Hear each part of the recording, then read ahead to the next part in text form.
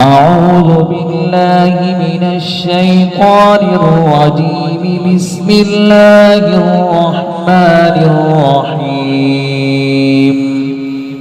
يا أيها المزمل قم الليل إلا قليلا نصفه أو انقص منه قليلا أو زد عليه ورتل القرآن ترتيلا إنا سنلقي عليك قولا ثقيلا إن ناشئة الليل هي أشد وطئا وأقوم قيلا إن لك في النهار سبحا طويلا واذكر اسم ربك وتبتل إليه تبتيلا رب المشرق والمغرب لا إله إلا هو فاتخذه وكيلا واصبر على ما يقولون واهجرهم هجرا جميلا وذرني والمكذبين أولي النعمة ومهلهم قليلا إن لدينا أنكالا وجحيما وطعاما ذا غصة وعذابا أليما يوم ترجف الأرض والجبال وكانت الجبال كثيبا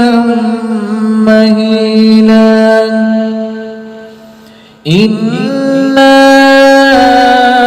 أرسلنا إليكم رسولا شاهدا عليكم كما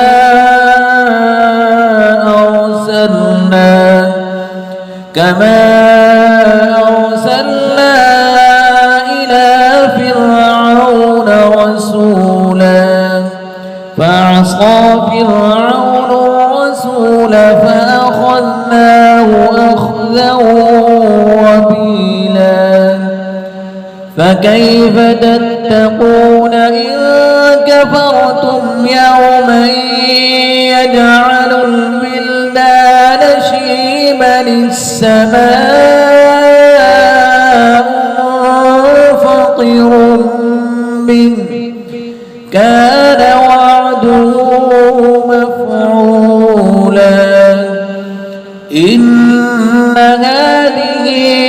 تذكرة فمن شاء اتخذ إلى ربه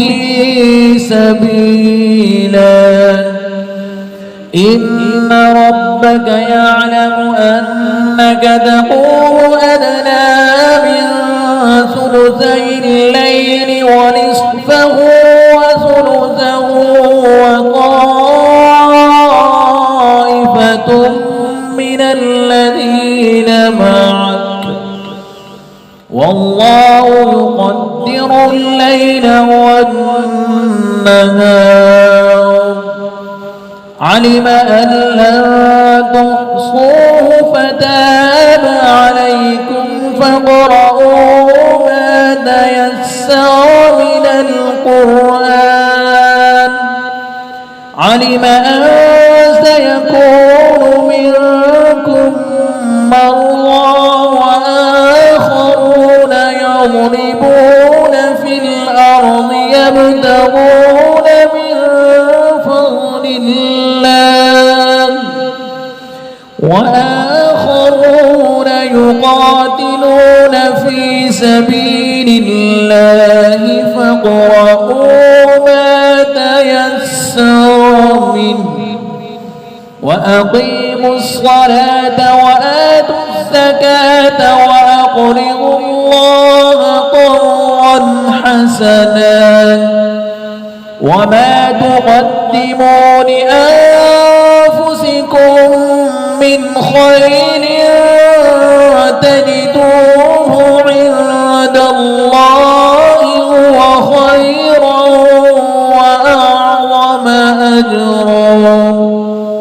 واستغفروا الله